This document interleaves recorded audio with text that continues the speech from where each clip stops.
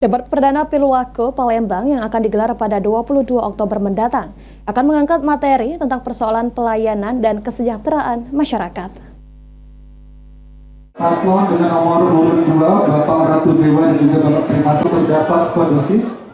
Debat perdana Wali Kota dan Wakil Wali Kota Palembang yang akan digelar pada tanggal 22 Oktober mendatang akan mengangkat topik-topik yang terkait dengan permasalahan di Kota Palembang.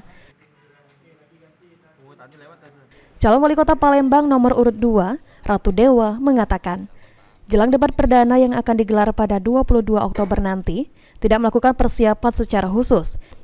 Namun, pada saat debat nanti, penyampaian visi misi yang pro masyarakat akan disampaikan. Ya, kalau saya persiapan debat sebenarnya tidak ada persiapan khusus ya. Saya mengalir apa adanya saja. Ketika jadwal debat saya hadir, terus apa visi misinya saya sampaikan.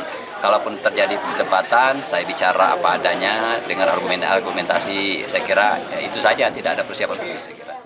Sementara itu, calon Wali Kota Palembang nomor urut 3, Yuda Pratomo, mengatakan sudah mempersiapkan kesehatan, pendidikan, dan infrastruktur untuk menjadi bahan.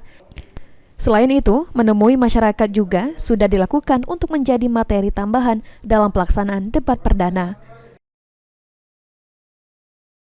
Ya, kalau persiapan debat kita banyak melakukan FGD ya dengan para ahli, ya mulai dari ahli kesehatan, ahli pendidikan, kemudian infrastruktur, tata ruang, kemudian kebijakan publik, ya, kesenian, budaya, dan lain sebagainya untuk memberikan referensi ya dan tambahan-tambahan ilmuwan isu-isu apa saja yang ada di Kota Palembang dan bagaimana cara para ahli ini memberikan saran, ide, dan pendapatnya menyelesaikan permasalahan-permasalahan yang ada di Kota Palembang. Termasuk bertemu dengan masyarakat juga, Pak? Termasuk bertemu dengan masyarakat.